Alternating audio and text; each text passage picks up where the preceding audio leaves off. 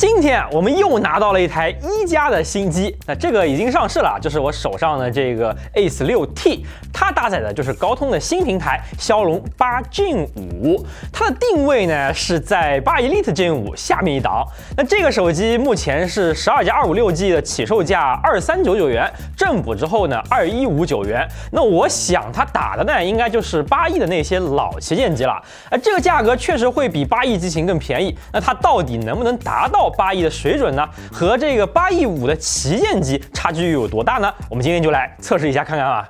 在聊8 Gen 5這個 CPU 之前，我們先來看一下一加 Ace 6T 這台機器好了。這個就是 Ace 6T 的真機了。從外觀上看啊，感覺和一加 Ace 6的差別並不大。同樣的設計語言，同樣的雙攝，而且都有金屬中框和超聲波指紋 ，IP66、68、69和69K 的這個防塵防水。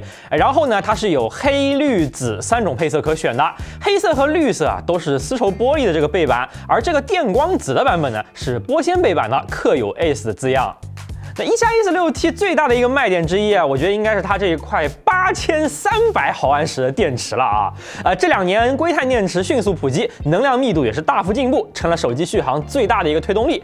這個8300毫安時的電池，果然我們測下來也是非常的耐久啊。在我們的5G 續航 3.5 模型中啊，可以堅持12小時20分鐘，算是我們測過的手機裡續航排在非常前列的了。那這個手機啊，可能就比較適合那一些長期在外通勤的朋友啊。除了大電池之外，一加還有一個在 Ace 6T 上繼續堅持的點，就是它這個165赫茲的超高刷。今年的旗艦一加15，還有搭載了8E的 Ace 6啊，就都用了165赫茲，這個已經成為一加的特色了吧？那考慮到 Ace 6T 的定位，其實我也不太確定8 Gen 5能不能帶動165幀的遊戲。我是以為他們不會用這個屏的，但看起來呢，一加是真的 all in 165了。那這個屏是 Ace 6同款的6.83英寸 1.5K 的165赫茲屏，我們待會兒也會測一下它的性能夠不夠格。那麼相信啊，看這期視頻的同學最關注的應該還是驍龍8 Gen 5這一顆芯片吧？它到底是個什麼表現呢？我們這一次也是從裡到外，從規格到能效，好好給它解析了一下。首先，我們還是請老朋友們給我們磨開了一顆芯片，來看一下這個內部結構好了。這個就是驍龍8 Gen 5啦，和8E5一樣，使用台積電3納米工藝打造。但作為一顆定位處於8E5下面的芯片，它的面積是真的比8E5小不少啊，只有104平方毫米。很顯然啊，相比8E5來說是動了刀子了。8 Gen 5的 CPU 光說規模啊，其實和8E5一樣頂，給到了2顆超大核加6顆中核，並且和8E5用的是同一代架構。那是不是意味着它能有8E5的 CPU 性能呢？倒也不會啊，因為首先它的峰值頻率比8E5低了很多，超大核降到了3.8G， 中核降到3.3G。這個倒不是很有所謂啊，畢竟8E5跑極高頻是付出了功耗代價的。那8 Gen 5比較有所謂的是它對超大核的緩存做了閹割。8E5的12兆超大核 L2 緩存，在8 Gen 5上閹割到了只剩4兆啊，這個對超大核性能肯定是有影響的。我們跑了 GB6 的 CPU 跑分，8 Gen 5單核3027分，多核10438分啊。單說跑分，其實和上一代的旗艦8E 差不太多。不過大家也知道啊，這峰值跑分圖一樂，最重要的還是得看能效啊。那就按照慣例拉出我們的能效曲線好了，這一條就是8 Gen 5的 CPU 多核能效啦。如果對比上一代的旗艦8 Elite 的話，你會發現這倆的 CPU 能效幾乎一模一樣啊，完全是在這個誤差範圍內的區別。比起8 Gen 3是強不少的，但是和今年的旗艦8 Elite Gen 5有一定差距啊。其實能夠做到8E的 CPU 水平，以它的定位來說，已經算是達成目標了。但需要注意的就是8 Gen 5由於採用了8E5的新架構，那麼它的 CPU 也和8E5一樣是支持 SME2 指令集的，在 GB6 的跑分裡，相比不支持SME 的8E來說，會有輕微的優勢。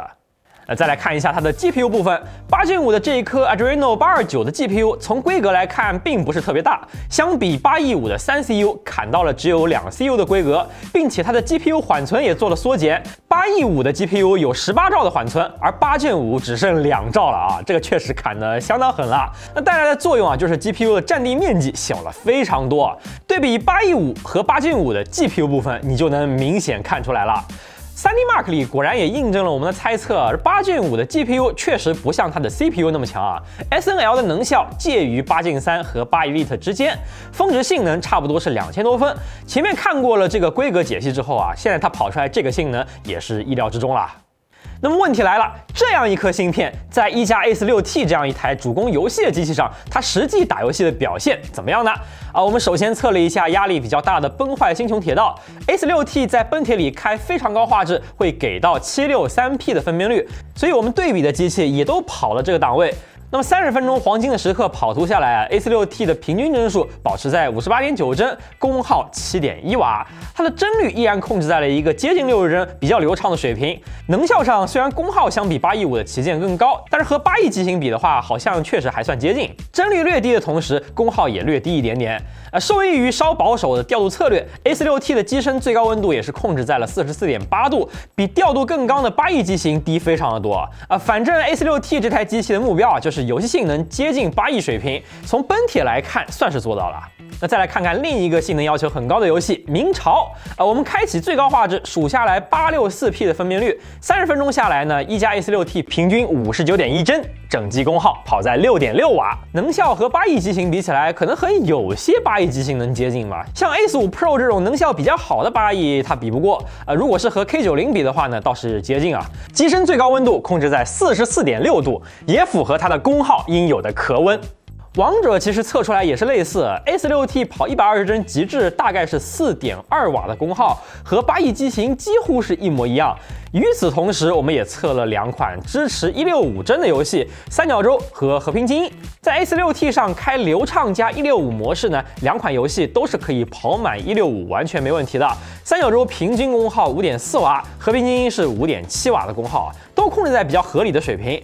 那把165赫茲的高刷遊戲體驗帶到主流價位，這個應該就是這一次 Ace6T 的主要目標了。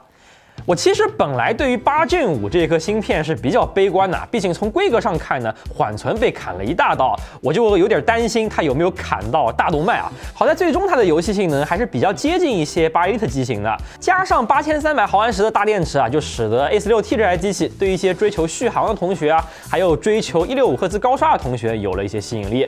你覺得一加 Ace6T 如何呢？好了，以上就是本期上手體驗的全部內容了，別忘了長按點讚、一鍵3連，也別忘了關注我們頻道極客灣，我們下次再見啦，拜拜。